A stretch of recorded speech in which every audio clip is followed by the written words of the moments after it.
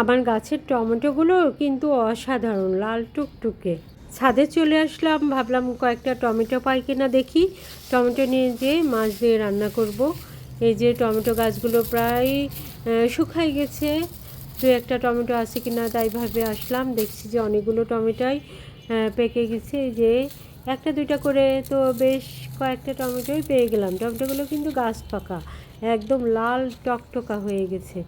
দেখি ওইদিকে আরও কিছু আছে কি না। ওই যে এখানে তো একটা দুইটা জোপা ধরে আছে। এই গাছ পাকা টমেটোগুলো কিন্তু খেতে কিন্তু খুবই ভালো লাগে, ওই জন্য গাছগুলো কাটছি না। পাতা টাতা শুকাই গেছে, তবুও রেখে দিয়েছি যে টমেটোগুলো পাকুক, তারপরে গাছটা উঠাই দিয়ে অন্য কোনো সবজি লাগাবো। আর এই যে করলা গাছ হয়ে গেছে, ফুলও ধরেছে, এটা উঠাই দেবো।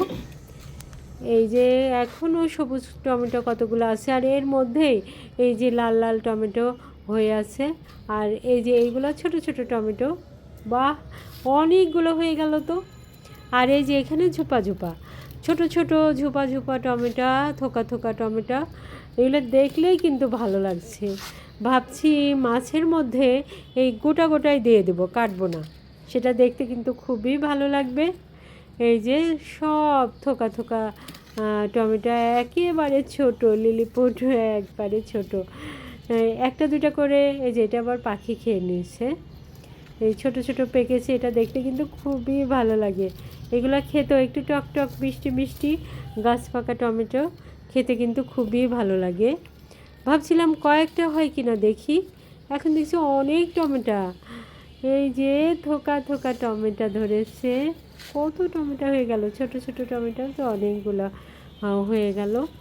এই যে আরও আছে, ছোটোগুলো পাকবে। এই তো কতগুলা টমেটো। আর এই যে এখানে একটা অনেক বড় টমেটো দেখছি, এই টমেটোগুলো কিন্তু মিষ্টি। এই যে গোল গোল এই টমেটোগুলো একদম আপেলের মতো, মানে ভেতরে বিচি কম থাকে, খুবই মজা লাগে এগুলো খেতে। এই তো আমার অনেকগুলোই টমেটো হয়ে গেছে, আজকে ঝুড়ি নিয়ে আসিনি, তাই একটা গাছের নিচে রাখলাম, যাওয়ার সময় নিয়ে যাব। অনেকগুলো টমেটো, ছোটো টমেটোগুলো কত ছোট দেখেই কিন্তু বোঝা যাচ্ছে। আর যাওয়ার আগে কিছু পুদিনা পাতা নিয়ে যাই, প্রতিদিন ইফতারে তো পুদিনা পাতা লাগে। আর আমার পুদিনা পাতাগুলো এত সুন্দর, মানে দেখেই কিন্তু মনটা ভরে যায়, কি সুন্দর, মানে কি আর বলবো। এটা তো আমি পানির মধ্যে দিয়ে রাখি, ওই পানিটা খেতে কিন্তু খুবই ভালো লাগে, একটা পুদিনা পাতার ফ্লেভার। আর তুলসীর সাথেও আমি অনেক সময় পুদিনা পাতা দিয়ে চা খাই। আর এই যে তুলসী গাছ, এর পাতা কতগুলো নিয়ে যাব ইফতারের পরে, সব সময়ই কিন্তু এই তুলসী পাতা, আদা আর পুদিনা পাতা দিলে এর ফ্লেভারটা তো একটা অন্যরকম, একটা মিষ্ট ফ্লেভার এসে যায়। এই তুলসী, পুদিনা, আদা সব কিছু মিলে কিন্তু অসাধারণ।